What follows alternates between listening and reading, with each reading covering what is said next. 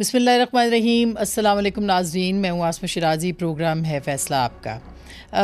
ناظرین, پاکستان کی تاریخ میں بہت سارے ایسے ادوار آئے ہیں جب پیچھے مڑ کے دیکھا جاتا ہے تو لگتا ہے کہ اگر یہ دور نہ آتا تو پاکستان کہیں اور کھڑا ہوتا. انہی ادوار میں سے ایک ہائیبرڈ رجیم کا پچھلا جو دور تھا وہ بھی تھا, اور اس کی جو بنیاد تھی یا اس کی جو بنیاد رکھی جا رہی تھی تو اس میں بہت ساری چیزوں کو مد نظر رکھا گیا. جمہوریت پسند, آئین پسند, صاف شفاف لوگ جو کہ پاکستان کے لیے اپنی خدمات سر انجام دے رہے تھے. مبینہ طور پر, ممکنہ طور پر ان کی کوئی لسٹ, کوئی فہرست ضرور تیار کی گئی ہوگی, اور چن چن کے ایسے لوگوں کو جو ہے وہ گرفتار کیا گیا, ان کی ڈگنیٹی کو چیلنج کیا گیا, ان کی جو انٹیگریٹی ہے اس پر حملے کیے گئے, میڈیا سے لوگوں کو الگ, بیوروکریٹس کو الگ, لائرز, ایون استاد تک جو تھے ان کو ہتھکڑیاں لگائی گئیں. ہم نیب کی بہت بات کرتے ہیں, بہت ساری کہانیاں ہیں پچھلے 4 سال کی, لیکن ان میں سے ایک کہانی جو ہے وہ جناب فواد حسن فواد صاحب کی ہے, جو کہ پاکستان کے معروف بیوروکریٹ ہیں, جنہوں نے اپنی ساری زندگی پاکستان کو دی ہے, اور ان کی ابھی حال ہی میں ان کو بری کیا گیا ہے, تمام الزامات سے بری کیا گیا ہے. تو سوال یہی ہے کہ یہ کیوں ہوا, کیسے ہوا. بہت یہ الگ بات ہے کہ دوران جیل ایک بہت اچھی کتاب انہوں نے لکھی ہے, یہ میرے ہاتھ میں ہے, کنجے قفس کے نام سے, اور اس کو پڑھتی گئی ہوں میں. تو ہم نے سوچا کہ ایک نشست ہونی چاہیے, چونکہ موجودہ حالات میں نیب کچھ الگ نہیں ہے, وہی گرفتاریاں ہو رہی ہیں, اسی طرح کے معاملات ہیں. تو جناب فواد حسن فواد صاحب آج میرے خصوصی مہمان ہیں, ان سے ہم بات کریں گے. السلام علیکم سر. وعلیکم السلام, بہت شکریہ آسمہ. بسم اللہ الرحمن الرحیم. جی بہت بہت شکریہ, آپ نے وقت دیا اور اتنی اچھی کتاب بھی دی. بہت سارے لوگ کہتے ہیں اگر آپ جیل نہیں جاتے تو یہ کتاب نہیں آتی. جی یہ سچ ہے؟ جی کتاب تو آتی ویسے بھی, کیونکہ میں اس سے پہلے بھی لکھتا رہا ہوں, اسکول کالج کے زمانے سے ہی لکھتا رہا ہوں, اور کتاب تو آتی, لیکن شاید اتنی پر اثر نہ ہوتی. جو آدمی جن چیزوں سے گزرتا ہے اس میں یقیناً احساس کی شدت اور کسک بڑھ جاتی ہے. تو شاید یہ اس میں ضرور فرق آیا ہے, لیکن کتاب ضرور آتی. اگلی کتاب میرے خیال ہے 2013 سے 18 کے درمیان جو پاکستان کو آپ نے دیکھا. جی بالکل. جو جو اگلی کتاب ہے جو اسی سال انشاءاللہ, وہ 2013 سے 18 تک ہے, لیکن وہ ایفیکٹولی پیریڈ جو کور کرے گی, جو اس کا میرا خاکہ ہے جس پہ میں کام کر رہا ہوں, وہ 2010 سے لے کے 2020 تک ہے. تو آپ یہ سمجھیں کہ وہ پرولوگ اور ایپیلوگ کے ساتھ ہی کتاب اکٹھی آئے گی, کیونکہ یہ خاکہ جو 2013 اور 18 کے درمیان جو کچھ ہوا, یہ 2010 سے بننا شروع ہوا تھا, اور 2018 میں پھر جس تبدیلی کی بنیاد رکھی گئی اس کے اصل جو خد و خال ہیں وہ 2020 تک سامنے آئے. 22 میں تو ڈراپ سین ہوا, اور یہ ڈراپ سین ابھی چل رہا ہے. ناظرین, یہ جو کنجے قفس کتاب ہے, اس میں سے جو ابتدائیہ ہے فواد حسن فواد صاحب کا, اس میں یہ لکھتے ہیں کہ یہ جیل کی داستان, یعنی جب ان کو جیل ہوئی 19 مہینے کے قریب یہ جیل میں رہے ہیں. یہ عمران خان صاحب کا دور تھا اور نیب کے چیئرمین جاوید اقبال صاحب تھے. تو یہ لکھتے ہیں کہ اس دوران ایک رات ایسی بھی آئی کہ میرے سیل میں آگ لگ گئی, اور آگ بھی ایسی شدید کہ بجلی کی تاریں پگھل کر میرے سیل کے اندر گرنے لگیں. اس سے پہلے کہ جیل کے وسط میں محافظوں کے دفتر سے لوگ آتے, شعلے اس قدر بلند ہو چکے تھے کہ پوری بیرک جاگ گئی اور زور زور سے لوہے کے دروازے جھنجھوڑنے شروع کر دیے. سیل نمبر 20 میں مقید خواجہ سعد رفیق نے میری فکر میں سیل کا دروازہ اس زور سے پیٹا کہ اپنی خندہ پیشانی کو خون آلود کر بیٹھے. یہ عین انہی دنوں کی بات ہے جب ثاقب نثار اسلام آباد میں منصف اعلیٰ کے مرتبہ عالی پر براجمان روز دہائی دیتے تھے کہ انہیں معلوم ہے کہ ہم جیل میں کس قدر عیاش زندگی گزار رہے ہیں. جو چاہے آپ کا حسن کرشمہ ساز کہے, میں بہر طور شولوں کا یہ کھیل سکون سے دیکھتا رہا. دوسری صبح میری بیوی بچے ہفتہ وار ملاقات پر آئے تو رات کا معاملہ ایک نظم کی صورت ان کے سامنے تھا. ہمارے دم سے ہے اب آبروئے دار و رسن, ہمارے حرف ہیں آب حیات شعر و سخن, ہمارے نام سے ہے حرمت شب زندہ, ہماری سانس سے باد نسیم صبح رواں, جواں ہے عزم بھی تارے نفس بھی ہم سے ہے, یہ ساری رونق کنج قفس بھی ہم سے ہے. تو یہ کنج قفس کی داستان جو ہے یہ آپ نے لکھی ہے. کیا جرم تھا آپ کا فواد صاحب؟ دیکھیں, یہ تو اب فیصلہ تو اب لوگوں کے سامنے آ گیا, اور یہ دیکھیں آسمہ, یہ تاریخ جو ہے نا یہ خود اپنی سمت بھی متعین کرتی ہے اور اپنے آپ کو بعض اوقات خود رقم بھی کر دیتی ہے. لیکن ایسا شاید انسانی تاریخ میں بہت کم ہوا ہے کہ ان سب کرداروں کے جیتے جاگتے اور زندہ ہوتے ہوئے ہی تاریخ اپنے آپ کو ری رائٹ کرنا شروع کر دے. اور یہ تو شاید کبھی بھی نہیں ہوا کہ وہ کردار خود ہی بول بول کے اور چیخ چیخ کے یہ گواہی دینا شروع کر دیں کہ اصل تاریخ یہ ہے، اصل تاریخ وہ نہیں جو ہم آپ کو بتاتے رہے. تو یہ تو اب سب کو پتہ ہے کہ میرا جرم کیا تھا اور میرا جرم کیا نہیں تھا، یہ سب کو معلوم ہے. اسی طرح میں خالی اپنی بات نہیں کرتا، یہ جو پورا جو کچھ بھی اس کھیل کھیلا گیا احتساب کے نام پہ اور جو کچھ بھی ہوا، سب لوگوں پہ میں سمجھتا ہوں پاکستان میں اگر کوئی عوام کی اکثریت اس بات کو، جو بات انہیں بہت آسانی سے سمجھ آ چکی ہے، تو وہ یہ ہے کہ اس سارے احتساب کا مقصد کیا تھا. ابھی پچھلے دنوں جو میری یہ بریت کا جو فیصلہ، تفصیلی فیصلہ جو آیا ہے، میری خواہش ہے کہ پاکستان کی اعلیٰ عدلیہ کے ارکان جو ہیں وہ اس فیصلے کو پڑھیں، دیکھیں. خالی یہ نہیں ہے کہ ہر اعلیٰ مرتبے پہ بیٹھنے والا انسان کو ہر عام سے عام آدمی کے برابر تصور کیا جائے، اس کا ساتھ ساتھ یہ مطلب بھی ہے کہ کسی سے محض اس وجہ سے زیادتی نہیں ہونی چاہیے کہ وہ کسی اعلیٰ مرتبے پہ بیٹھا ہوا ہے. یہ بھی قانون کی عمل داری کا مقصد یہ بھی ہے کہ محض اس وجہ سے کہ میں کسی ایک شخص کے ساتھ کام کر رہا تھا اور وہ شخص چونکہ معتوب ٹھہرا تھا، تو پھر یہ بھی ضروری تھا کہ جی مجھے بھی معتوب ٹھہرایا جائے یا مجھ سے کوئی ایسی گواہی یا شہادت لے کے رہا جائے جس سے اس پہ جو الزام لگائے جا رہے تھے اس میں سہولت پیدا ہو سکے. یہ ضرور ہے کہ میرے اپنے بھی کچھ یقین تھے، میرے اپنے بھی کچھ نظریات تھے. ایسی جگہوں پہ جب آپ کام کرتے ہیں تو آپ بہت سی چیزوں پہ سٹینڈ بھی لیتے ہیں، آپ بہت سے مسائل پہ فیصلے بھی دیتے ہیں، آپ کے فائلوں پہ نوٹس بھی ہوتے ہیں، آپ اپنے خیالات کا بھی اظہار کرتے ہیں. اور سب لوگ، چاہے وہ سرکاری ملازم ہی کیوں نہ ہوں، وہ گونگے اور بہرے نہیں ہوتے. ہمارے معاشرے میں یہ تصور ہے کہ ہماری بیوروکریسی جو ہے، خاص طور پہ جو سینئر بیوروکریسی ہے، وہ گونگی اور بہری ہوتی ہے. لیکن آسماں یقین جانیں، یہ بات بھی ایک خاص مقصد کے لیے پھیلائی گئی ہے تاکہ لوگوں کا اعتماد اٹھ جائے اس ایک ادارے سے. جس طرح باقی تمام اداروں کو بے توقیر کر دیا گیا ہے، اس طرح میں یہ نہیں کہتا کہ بیوروکریسی ہر کسی بھی خرابی سے مبرہ ہے یا ایسا نہیں ہے، لیکن جس طرح اس معاشرے کے باقی تمام ادارے اور لوگ ہیں، اسی طرح ہم بھی ہیں. تو سب لوگ گونگے اور بہرے نہیں ہوتے. اور میں نے بہت سے لوگوں کو بیوروکریسی میں دیکھا ہے کہ وہ سچ بولتے ہیں اور سچ کی قیمت بھی ادا کرتے ہیں. تو کہنے کا میرا مقصد یہ، آپ نے پوچھا کہ کیا وجہ تھی، تو سب سے بڑی معذرت آپ بتائیے. جی، سب سے بڑی تو وجہ یہ تھی کہ میں، اور وہ وجہ پہلے دن ہی جس دن مجھے گرفتار کیا گیا میرے سامنے آ گئی، جب مجھے یہ کہا گیا کہ آپ کی گرفتاری کی خبر ٹیلی ویژن پہ تو چل چکی ہے، لیکن ہم نے ابھی تک اسے کنفرم نہیں کیا. تو یہ کاغذ اگر آپ دستخط کر دیں تو آپ ابھی گھر جا سکتے ہیں. تو میں نے وہ جب پڑھا تو آپ یقین مانیں اس میں میرے خلاف ایک لفظ بھی نہیں تھا. کوئی ایسی چیز نہیں تھی جس پہ کسی دن میں مجرم ٹھہر سکتا تھا. تو میں نے اس کا پہلا پیراگراف ہی پڑھنے کے بعد اس کو چھوڑ دیا. اور میں نے انہیں کہا کہ میں 32 سال سے سرکاری ملازمت پہ ہوں، اور آپ لوگوں نے کم از کم، آپ بھی اسی معاشرے میں رہتے ہیں اور سول سروس کو ہی آپ لوگ انویسٹیگیٹ کر رہے ہیں، تو آپ کو اتنا تو پتہ ہونا چاہیے کہ میں کس چیز پہ دستخط کروں گا اور کس چیز پہ نہیں کروں گا. جو چیز میرے ضمیر کے خلاف ہے اس پہ تو میں کسی صورت میں بھی. یہ آشیانہ سے متعلق تھا، اور جنرلی دوسری شہباز شریف کے خلاف. جی شہباز شریف کے بنیادی طور پہ ان کے خلاف تھا. تو اس کے بعد انہوں نے اس وقت کے سابق اٹارنی جنرل جو ہیں ہمارے اشتر اوصاف، ان سے چونکہ میرا تعلق بھی تھا، میں جب 2-3 سال چھٹی سے لے کے اور کام کرتا رہا پرائیویٹ سیکٹر میں، تو میری بیسک ایجوکیشن جو ہے، ایکیڈیمک بیک گراؤنڈ جو ہے، وہ لیگل اور کارپوریٹ فائننس کی ہے. میں نے LLM کیا ہوا ہے. تو میں کچھ ان کے ساتھ بھی کام کرتا تھا as a friend, as a colleague, سیکھنے کے نقطہ نظر سے.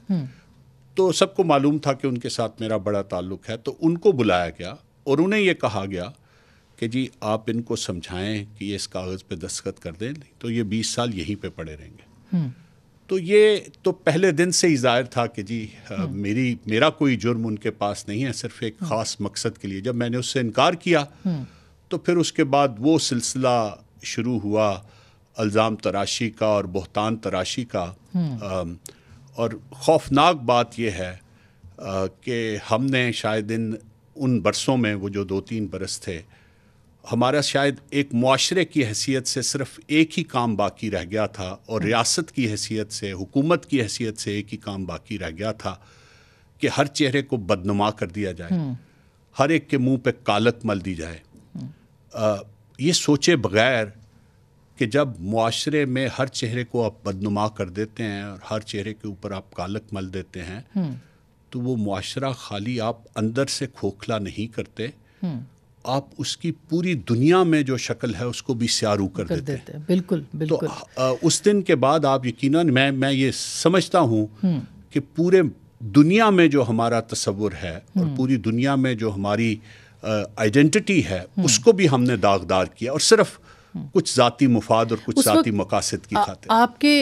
آپ اس وقت پرنسپل سیکرٹری تھے جب جاوید اقبال صاحب جو تھے ان کو نیب کا چیئرمین بنایا گیا. آپ نے مخالفت کی تھی؟ بالکل کی تھی جی میں نے بالکل. کیا یہ بھی وجہ ہوئی بعد میں کہ آپ کے خلاف جی ایک ذاتی تو رنجش ضرور ہوگی، کیونکہ ان کو یہ بتا بھی دیا گیا تھا کہ میں نے مخالفت کی تھی. اور یہ بھی دیکھیں، ہماری سیاسی نظام کی وہ کمزوریاں جن سے یہ بہت فائدہ اٹھایا جاتا ہے اور جس کے اوپر پھر یہ ساری دڑاڑیں پیدا کی جاتی ہیں، یہ بھی کمال ہے. آج میں آپ کے سامنے لائیو ٹیلی ویژن پہ کہہ رہا ہوں آسما کہ میں نے یہ مخالفت کوئی ڈھکے چھپے نہیں کی تھی. بہت سے وقت لوگ اس وقت کمرے میں بیٹھے ہوئے تھے جب میں نے کہا تھا کہ ان کو نہ بنایا جائے، اور یہ بھی بات ریکارڈ پہ رہے کہ میں نے اس کے بدلے میں کوئی اپنا نامینی نہیں دیا تھا، کوئی ایسا شخص جو میرے سے تعلق واسطہ ہو یا میرا دوست ہو یا میرا کوئی فارمر کولیگ ہو یا سینئر یا جونیئر ہو. میں نے انہیں کہا کہ سب سے بہتر یہ ہوگا کہ آپ جسٹس وجیہ الدین کو چیئرمین نامینیٹ کر دیں. تو اس پہ بڑی حیرت ہوئی سب کو. انہوں نے کہا جی کہ آپ کیا بات کر رہے ہیں، ان کا تو تعلق پی ٹی آئی سے. میں نے کہا نہیں، بات یہ نہیں ہے کہ کسی کا تعلق پی ٹی آئی سے ہے یا پی ایم ایل این سے ہے یا پیپلز پارٹی سے ہے. بات یہ ہے کہ اس شخص کو جس مرتبے کے لیے آپ سلیکٹ کر رہے ہیں، کیا اس کے لیے وہ موضوع ہے کہ نہیں. اس مرتبے پہ آنے کے لیے سب سے امپورٹنٹ چیز ایسی ہونی چاہیے کہ اس کی انٹیگریٹی انکویسچنیبل ہو اور وہ کسی دباؤ میں نہ آئے. اور جو کچھ میں نے جسٹس وجیہ الدین صاحب کے بارے میں سن رکھا تھا، میرا یہ خیال تھا کہ وہ اس چیز پہ پورا اترتے ہیں، اور اگر وہ ہوں گے تو کسی پہ کوئی ناجائز الزام نہیں لگایا جا سکے گا.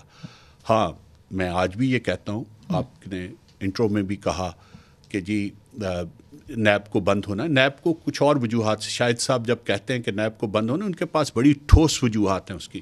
لیکن اس کے ساتھ ساتھ میں جب ان سے بھی بات کرتا ہوں تو میں یہ کہتا ہوں کہ دنیا کا کوئی گورننس کا نظام، حکومت کا نظام، انتظامیہ کا نظام جہاں پہ اختیارات کا استعمال ہوتا ہے، وہ ایک اکاؤنٹیبلٹی کے سسٹم کے بغیر نہیں چل سکتا. کوئی قانون بھی ہوگا، کوئی ادارہ بھی ہوگا اور نظام بھی ہوگا. ہاں اس نظام کو احتساب کرنا ہے اختیار کے استعمال کا. اس نظام کو ذاتی پسند یا ناپسند پہ کسی کو ٹارگٹ کر کے کسی کا احتساب نہیں کرنا. تو وہ ہمارا مسئلہ یہ ہے. قانون آپ کوئی بھی لے آئیے آسما، یہ نیب کے قانون میں کئی ترامیم کر دی گئی ہیں، میں ان کا بہت مخالف ہوں، اور یہ بات میں چاہتا ہوں کہ سب لوگ سنیں. یعنی ابھی جو حال ہی میں ہوئی ہے، اس سے پہلے بھی جو خان صاحب نے بھی کی تھی ترامیم، انہوں نے یہ کہا کہ جی کیبنٹ کے ڈیسیشنز جو ہیں وہ ان کو نیب نہیں کر سکے گی، ای سی سی کے ڈیسیشنز نہیں کر سکیں گے، کیبنٹ کمیٹیز کے ڈیسیشنز نہیں کر سکیں گے، کیبنٹ کمیٹی آن انرجی کے ڈیسیشنز نہیں کر دیں گے. جو اٹانومس باڈیز اور کمپنیز ہیں جن کے بورڈز ہیں ان کے ڈیسیشنز نہیں کر سکیں گے. اسی طرح صوبائی حکومتوں میں جو کمپنیز بنی ہوئی ہیں ان کے ڈیسیشنز نہیں کر سکیں گے. آسما میں 35 سال تقریباً سول سروس میں رہا ہوں. اگر آپ ان ساری چیزوں کو نیب کے دائرۂ کار سے، نیب کا نام چھوڑیے، احتساب کے دائرۂ کار سے نکال دیں تو آپ یقین مانیں کہ سرکار میں پھر کچھ نہیں رہ جاتا. تو اس کا مطلب ہونا چاہیے کچھ. جی پھر تو صرف پوسٹنگز اور ٹرانسفر کا ہی رہ جائے گا کہ آپ ریویو کرتے رہیں کہ جی یہ پوسٹنگ کرنے کے لیے کسی نے پیسے، کیونکہ اختیار کا تو استعمال انہی باڈیز کے ذریعے ہوتا ہے. فرد واحد تو کہیں بھی اختیار کا استعمال نہیں کرتا. آخری منظوری کے لیے چیزیں تو یا ای سی سی کے پاس جاتی ہیں، ای سی سی کے ڈیسیشنز کیبنٹ کے پاس جاتے ہیں، کمپنیز کے ڈیسیشنز بورڈ آف ڈائریکٹرز کے پاس جاتے ہیں، اور بورڈ آف ڈائریکٹرز کی ریٹیفیکیشن جو ہے وہ بعض اوقات اگر آرٹیکلز آف ایسوسیشن اور میمورینڈم یہ کہتے ہیں جہاں پہ 100% پروونشل یا فیڈرل گورنمنٹ کی اونڈ کمپنیز ہوتی ہیں تو ان کا ایک طریقہ کار ہوتا ہے کہ وہ حکومت کو اس کی اطلاع دیتے ہیں. اگر ان سب چیزوں کو آپ باہر نکال دیں گے تو پھر آپ احتساب کس چیز کا کریں گے؟ بالکل یہ تو میرا مطلب ہے کہ یہ ایک بیلنس ہونا کچھ نہ کچھ تو ایک چیک رہنا چاہیے کسی چیز کا. لیکن فواد صاحب آپ کو لگتا ہے کہ جنرل باجوہ شاید آپ کے وہ بھی شاید کلاس فیلو تھے یا کالج فیلو تھے یا جو بھی تھے؟ اچھا نہیں تھے، یہ غلط ایک یہ ساری وہ کہانیاں ہیں جی جو زیب داستان کے لیے چلتی ہیں. اگر انہیں بھی یہ معلوم تھا کہ مجھ سے زیادتی ہو رہی ہے، انہیں بھی یہ پتا تھا کہ مجھ سے زیادتی ہو رہی ہے، پھر کوئی ایسی مجبوری جس کی وجہ سے اس زیادتی کا تدارک نہیں ہو سکا وہ بھی ریکارڈ پہ آ جانی چاہیے.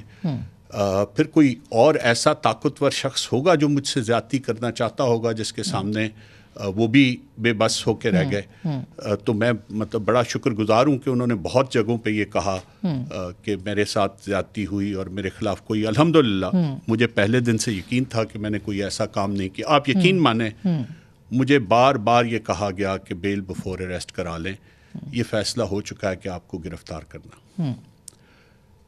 میرا یقین یہ تھا کہ جب میں نے کوئی غلط کام نہیں کیا اور مجھے معلوم ہے کہ میں نے کوئی غلط کام نہیں کیا تو میں بیل بفور اریسٹ کر کے چور کیوں بنوں. سر میں ایک چھوٹی سی بریک لے لوں آپ کی اجازت سے. میں بریک، یہ پوری کہانی ہے اصل میں، یہ ہائیبریڈ رجیم کی جو داستان ہے یہ خلاصہ ہے جو فواد صاحب بتا رہے. ایک چھوٹی سی بریک کے بعد میں ضرور پوچھوں گی کہ جب وہ پرنسپل سیکرٹری تھے میاں نواز شریف کے تو انہوں نے کیا کیا دیکھا اس وقت. ڈان لیکس ہوا، پھر ایکسٹینشن کے معاملات تھے، پریشرز تھے، پاناما چل رہا تھا، تو اس پہ بھی کچھ بات ہوگی لیکن بریک کے بعد.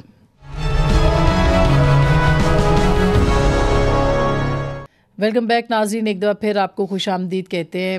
جو سچ کہتا ہے اس کے لہجے، اس کی آواز، اس کے الفاظ میں ایک تاثیر ہوتی ہے اور سچ اپنی گواہی خود دیتا ہے.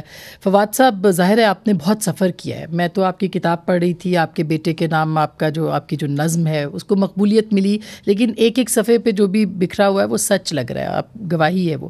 یہ بتائیے گا کہ آپ نواز شریف صاحب کے ساتھ تھے اس دوران، وہ ٹائم تھا جس پہ آپ کو کہا جاتا تھا ڈیفیکٹو پرائم منسٹر، اور بہت سارے معاملات بیچ میں ہوئے. سب سے پہلے جنرل راحیل کی ایکسٹینشن کا معاملہ تھا، پھر تو کیا کیا آپ نے دیکھا ہے؟ کچھ مختصراً بتائیں گے. تنازع شروع کہاں سے ہوا سب کا سب؟ میرا یہ خیال ہے کہ جب 2013 میں بھی پاکستان مسلم لیگ نون الیکشن جیتی تو اس وقت بھی شاید یہ خواہش نہیں تھی کہ مسلم لیگ نون وہ الیکشن جیتتی، لیکن وہ انیویٹیبل ہو گیا تھا. انیویٹیبل اس طرح سے ہو گیا تھا کہ جو پرفارمنس تھی 2008 سے لے کے 2013 تک، خصوصاً جو پنجاب میں بجلی کے بحران کی وجہ سے جو تباہی آ رہی تھی معاشی اور معاشرتی، اور وہ دیکھیں آج بھی وہ بات پھر دوبارہ درست ثابت ہوتی ہے کہ وہ پنجاب جہاں پہ مسلم لیگ کی اتنی فالوئنگ تھی، اب جب دوبارہ وہاں پہ معاشی مشکلات آئی ہیں تو مسلم لیگ نون وہاں پہ کمزور ہو رہی. تو وہی اسی طرح 2008 سے 13 تک یہ پنجاب میں ایک صاف آواز نظر آ رہی تھی کہ جی پنجاب کے لوگ جو ہیں وہ پنجاب کی حکومت کی کارکردگی کو وفاقی حکومت کی کارکردگی سے بہت بہتر سمجھتے ہیں اور اسی کو ووٹ دیں گے. اس کے باوجود ایک کوشش ضرور ہوئی کہ کوئی ایک تھرڈ آلٹرنیٹ فورس ایسی کھڑی کی جائے جس کے ذریعے یہ کامیابی جو ہے وہ کمزور ہو سکے، لیکن تفصیلاً بات کو بعد میں رہنے دیں. یہ نہیں ہوا اور 2013 میں حکومت مل گئی. میرے خیال میں پہلی جو دراڑ پڑی وہ اس وقت پڑی جب میاں نواز شریف نے نریندر مودی کی جو حلف وفاداری کی تقریب تھی، انسٹالیشن وہاں پہ حلف وفاداری نہیں ہوتا، انسٹالیشن کی جو تقریب تھی اس میں جانے کا فیصلہ کیا. میں ذاتی طور پہ اس فیصلے کے حق میں نہیں تھا، اور وہ اس لیے نہیں کہ وہ ہندوستان کے وزیر اعظم تھے، بلکہ جو نریندر مودی کا جو پرسنل ایک تشخص ہے اس کے حوالے سے، ایک پرسنل جو ان کی بیک گراؤنڈ تھی، اور جو ہماری کچھ جو ڈیفنس کی ہماری اور انٹیلیجنس کی بھی ریزرویشنز اس پہ تھیں. میاں صاحب کے بہرحال ایک سیاسی اپنے ذہن کا اور ان کا یہ خیال ہے، اور یہ بات انہوں نے کبھی کسی سے چھپائی نہیں، ان کا یہ خیال ہے کہ پاکستان اپنے ریجن میں جب تک انٹیگریٹ اپنے آپ کو نہیں کرے گا اور جب تک ریجن میں اپنے معاملات ٹھیک نہیں کرے گا اس وقت تک وہ ڈیولپ نہیں کر سکتا اور اپنا پوٹینشیل بھی اچیو نہیں کر سکتا اور اس ریجن کا پوٹینشیل بھی اچیو نہیں کر سکتا. انہوں نے بہرحال یہ فیصلہ کیا کہ وہ جائیں گے. تو میں سمجھتا ہوں کہ پہلی تو دراڑ وہاں سے آئی. اس کے بعد سب لوگ شاہد ہیں کہ 2014 میں ہی دھرنا شروع ہو گیا اور دھرنے کے عوامل آہستہ آہستہ کھلتے گئے اور وہ عوامل اسی وقت کھلنا شروع ہو گئے. کوئی ایسی چیز نہیں جو کئی سالوں کے بعد پتہ چلی, وہ اسی وقت پتہ چلنا شروع ہو گئی اور اس پہ تنازعات بھی روز کی بنیاد پہ ہوتے بھی تھے اور پھر وہ طے بھی ہو جاتے تھے. کئی مرتبہ اس دوران یہ بھی کوشش ہوئی کہ جی حکومت جو ہے وہ گھر چلی جائے, تبدیل ہو جائے, لیکن میں ذاتی طور پہ جو میں سمجھتا ہوں وہ یہ سمجھتا ہوں کہ جنرل راحیل شریف جو اس وقت کے چیف آف آرمی اسٹاف تھے وہ اس کے لیے تیار نہیں ہوئے کہ جو آخری جو دھچکا ہے وہ دے کے حکومت کو گھر بھیج دیا جائے, ورنہ شاید کوئی اتنا آسمان نہ گرتا اگر اس وقت حکومت کو گھر بھیج دیا جاتا. اس کے فوراً بعد پھر سی پیک شروع ہو گیا اور ایک دم ہماری مالی حالات اور اکنامک کنڈیشن اس وقت بھی کوئی اتنی اچھی نہیں تھی, لیکن پہلے ایک تو آئی ایم ایف سے معاہدہ کرنے میں حکومت کامیاب ہو گئی اور دوسرا فوری طور پہ سی پیک شروع ہو گیا. تو سی پیک کے ذریعے جو انویسٹمنٹ ایک دم فلو شروع ہوا اس نے ایک فیل گڈ فیکٹر پیدا کر دیا اکانومی میں, اور اس میں جو لوکل انویسٹمنٹس بھی ہیں وہ بھی فوری طور پہ شروع ہو گئی اور گورنمنٹ کو ایک مضبوط بنیاد مل گئی جس میں اس نے اپنے آپ کو سٹیبلائز کر لیا. اور بڑی محنت ہوئی اس وقت. میں اب بھی کہتا ہوں, تب بھی کہتا تھا کہ ہم نے سی پیک کے پوٹینشیل کا 15 سے 20% سے زیادہ نہیں کیا ریئلائز. اس میں ہماری ٹاپ لیول کی بھی کمزوریاں تھیں, لیکن اس میں ہمارا جو نظام ہے اس کی بھی کمزوریاں تھیں, اور یہ جو گورننس کا ہمارا سسٹم ہے جس میں پریمیم اب اس چیز کا ہے کہ جو شخص کوئی کام نہیں کرتا اس سے تو کوئی نہیں پوچھتا, چاہے اس کا جتنا مرضی نقصان ہو جائے, لیکن جو کام کرتا ہے وہ سزاوار ضرور ٹھہرتا ہے. تو اس کا بھی بہت حصہ تھا. بہرحال یہ سلسلہ چلتے چلتے پھر 2016 کے پاناما کے کیس تک آ گیا, اور پاناما کیس کا جو آغاز تھا اس کے بعد ہمارا جو معاشی ترقی جو ہم پوٹینشیل تھا ہمارے میں, جو ایبلٹی تھی اچیو کرنے کی, میں سمجھتا ہوں کہ اس پاناما نے جتنا ڈی اسٹیبلائز کیا پاکستان کو, اس نے شاید وہ اس پوٹینشیل کو آدھے سے بھی زیادہ ختم کر دیا, بلکہ شاید اس سے بھی بہت زیادہ. اور مجھے یاد ہے کہ ایک آئی ایم ایف کی اس وقت کی پریزیڈنٹ تھیں جنہوں نے یہ کہا تھا, بڑی اوپنلی کہا تھا کہ مجھے یہ سمجھ نہیں آتی کہ ایک اچھے بھلے چلتے ہوئے ملک کو آپ خود لوگ سب مل کے روکنے پہ کیوں تیار بیٹھے ہوں. اور یہ صرف ذاتی خواہشات کے اوپر, یہ ریکارڈ کا حصہ ہے. اس کے بعد اس کو جب عدالت میں لے جایا گیا, اور آج ایک تاریخی چیز میں درست کر دوں کیونکہ بعض اوقات وہ غلط, یہ جب جے آئی ٹی بنی تو جے آئی ٹی کے بارے میں, اس کی فارمولیشن کے بارے میں سب سے پہلے ہمیں پتہ اس وقت چلا جب ظفر حجازی صاحب نے فائنانس منسٹر کو فون کیا اور کہا جی کہ ہم لوگوں نے ایسی سی پی سے جن لوگوں کی نامینیشن کی تھی, مجھے ابھی سپریم کورٹ سے فون آیا کہ آپ ان کی نامینیشن نہیں کریں گے, یہ آدمی آپ اس کی نامینیشن کریں.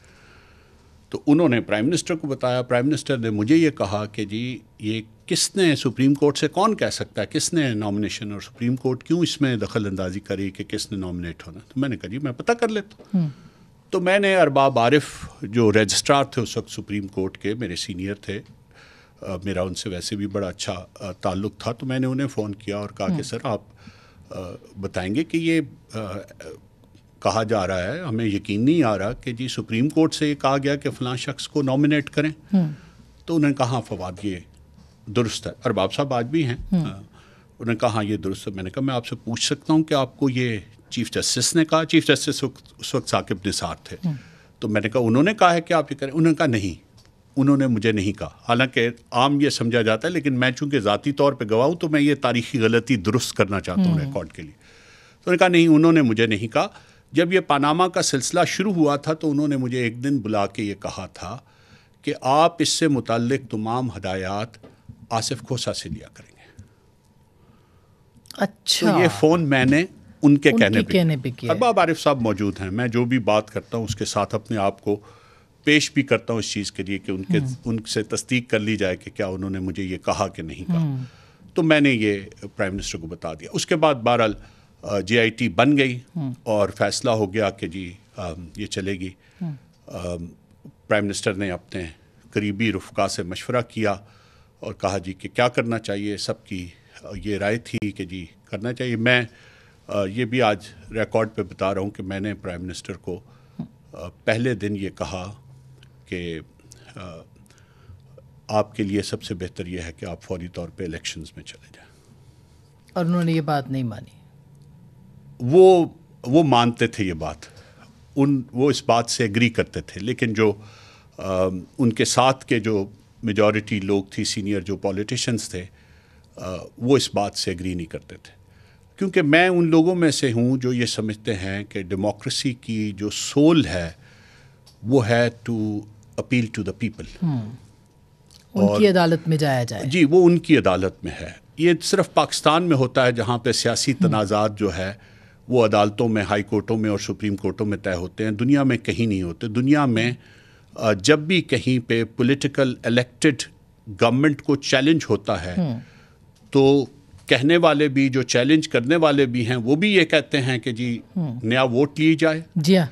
اور جو چیلنج ہوتے ہیں ان کو بھی جب دباؤ میں وہ آتے ہیں تو وہ یہی کہتے ہیں کہ ہم نئے ووٹ کی طرف جا رہے ہیں. یہ اتنی انٹرسٹنگ باتیں ہیں کہ ایک پروگرام میں یہ فواد صاحب نہیں ہو سکتی. ایک اور پروگرام ہم نے رکھنا ہے, لیکن ایک چھوٹی سی بریک لوں گی. بریک کے بعد ایک آدھا بہت ہی اہم سوال ہے, اس کے بعد پھر ایک نظم سننی ہے میں نے. بریک کے بعد ملتے ہیں.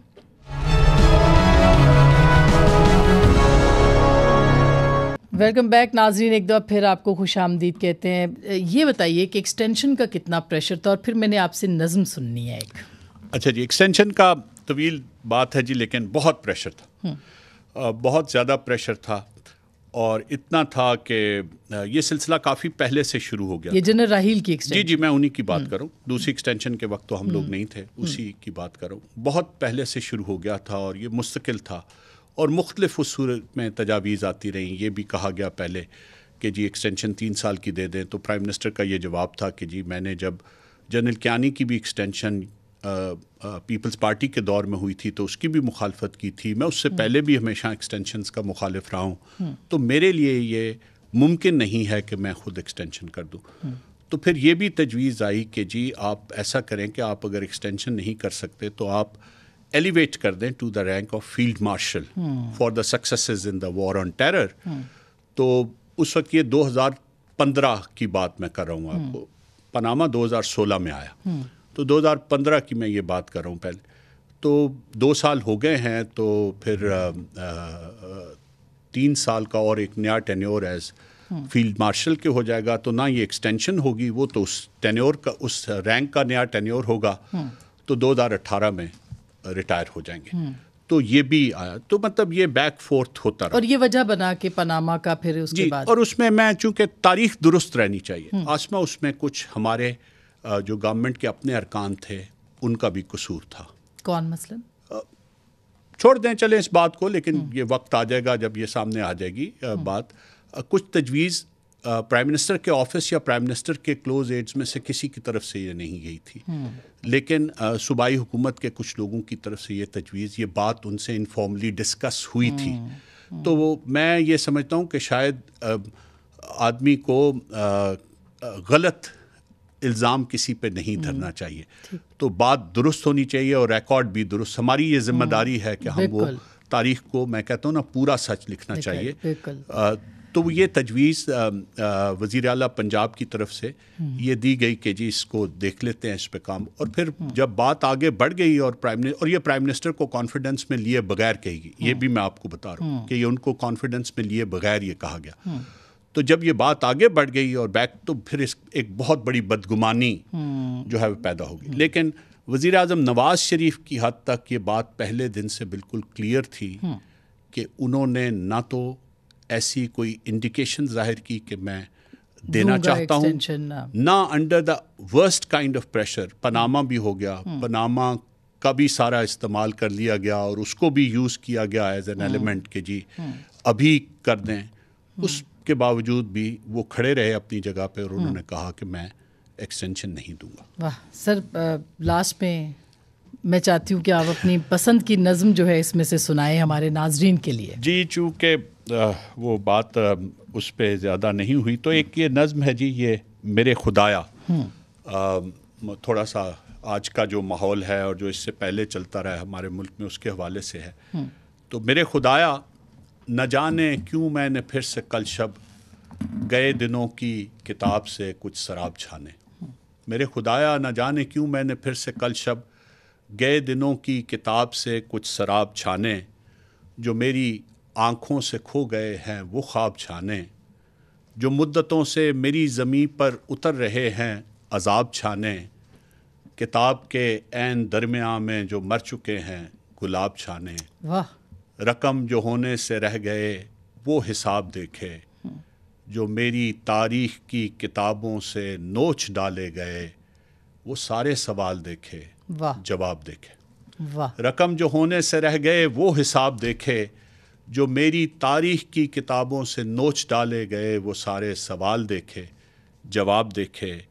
میرے خدایا میری زمین پر عذاب کیسے اتر رہے ہیں، میرے خدایا میری زمین پر عذاب کیسے اتر رہے ہیں، جنہیں بشارت تھی صبح نو کی وہ کیسے بے موت مر رہے ہیں، سفیر تھے جو نئی سحر کے اندھیری راتوں میں کھو گئے ہیں، وہ جن کو ایک عمر جاگنا تھا وہ کیسے چپ چاپ سو گئے ہیں۔ واہ، میرے خدایا تیری کتابوں تیرے صحیفوں میں یہ لکھا ہے، ہر ایک لمحہ کہیں پہ تحریر ہو رہا ہے۔ واہ، میرے خدایا تیری کتابوں تیرے صحیفوں میں یہ لکھا ہے، ہر ایک لمحہ کہیں پہ تحریر ہو رہا ہے، ہر ایک جابر ہر ایک غاصب جو کر رہا ہے وہ ظلم تصویر ہو رہا ہے، واہ، اور ہر ایک قاہر ہر ایک ظالم خداپ اپنے عمل میں زنجیر ہو رہا ہے۔ واہ واہ، مجھے یقین ہے، مجھے یقین ہے، میرے خدایا مجھے یقین ہے، واہ،